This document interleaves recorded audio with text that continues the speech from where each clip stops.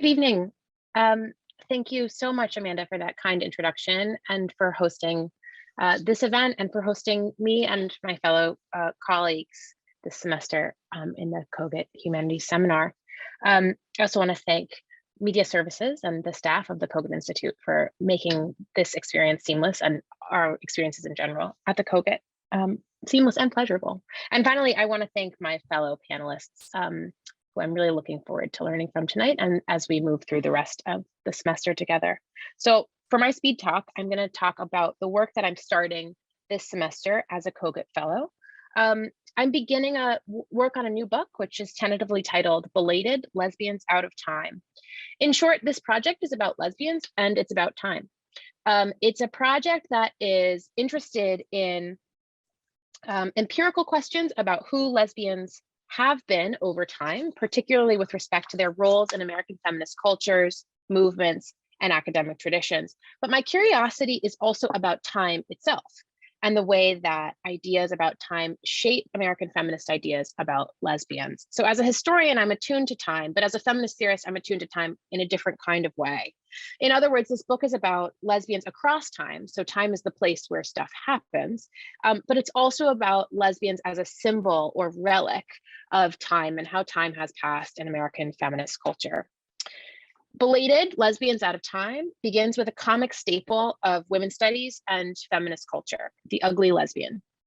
The notion, and I hope that there's a lot of humor in this project, the notion that lesbians are a problem for feminist politics, as a menace to liberal feminisms, as an antagonist to trans feminisms, as an absence from women of color feminisms, or simply as a frumpy, ugly joke in mainstream US culture, that all can be traced, I think, to the late 19th century and all the way up into the present.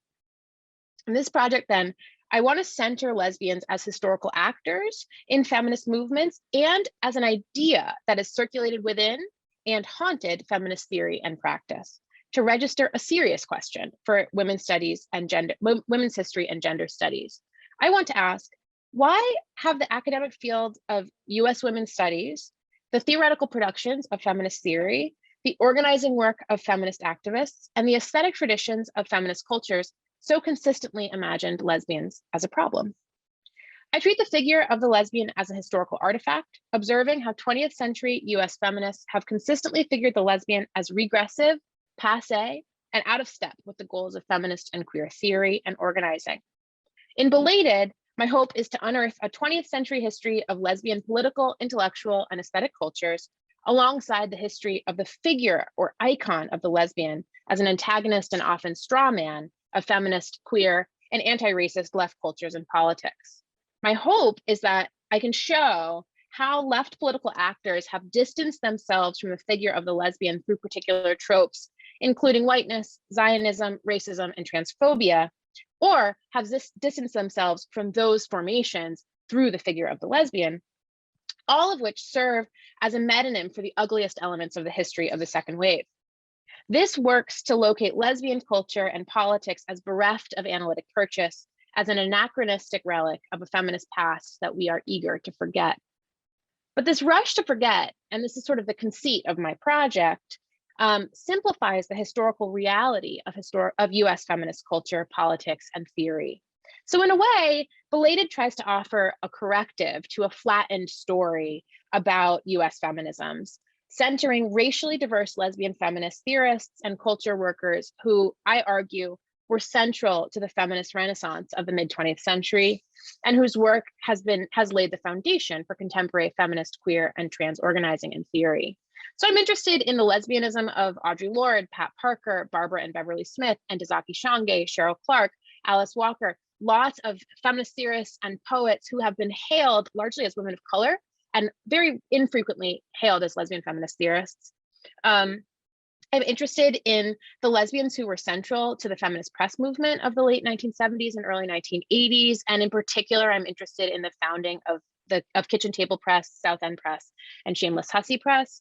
I'm interested in the racial politics of the so-called lesbian baby boom of the 1990s. And I'm interested in how all of this sits relative to the partial institutionalization of feminist and queer theory in universities since the 1970s, particularly in the context of the non-institutionalization of lesbian studies and Black women's studies. So those are kind of the sites that I care about. But I hope that overall, this project is going to open up a new history of American feminist thought, activism, and culture that will demonstrate the compatibility of anti-sexism and anti-racism in practice, and the continued urgency of centering misogyny as a tool for feminist analysis. So thanks for listening, and I look forward to a semester of conversation.